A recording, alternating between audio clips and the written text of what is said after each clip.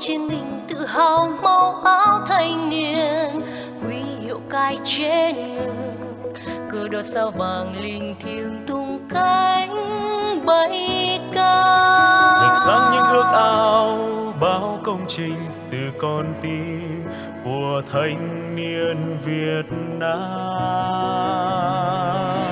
Khi niềm tin thúc giục, khi trong mình bừng dạn lẽ sống thanh niên, nơi trẻ thơ vẫy gọi, nơi đồng bào cần hơi ấm tình thương. Là lúc có chúng tôi sẵn sàng lên đường dựng xây tổ quốc yêu thương.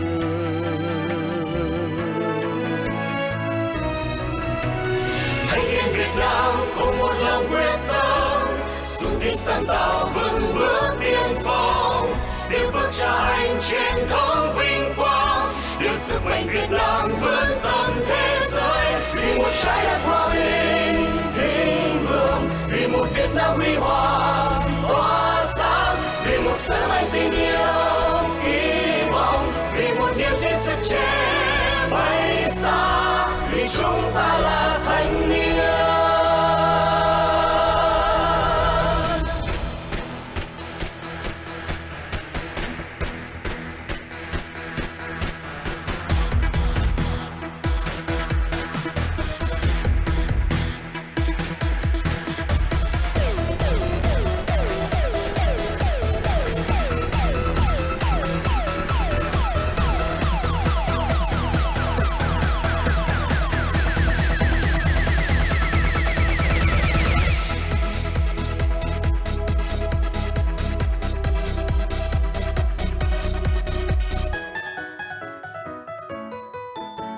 Khi niềm tin thúc giục,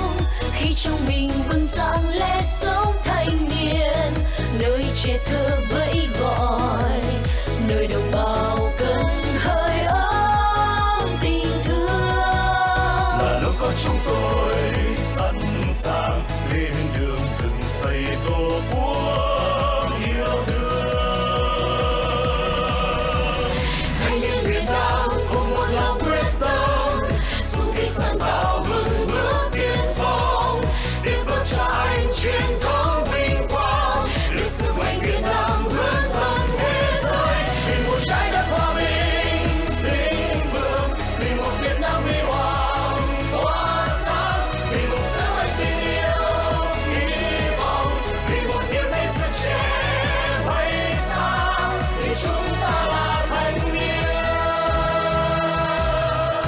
vì một trái đất hòa bình thịnh vượng, vì một Việt Nam huy hoàng tỏa sáng, vì một sứ mệnh tình yêu hy vọng, vì một niềm tin sức trẻ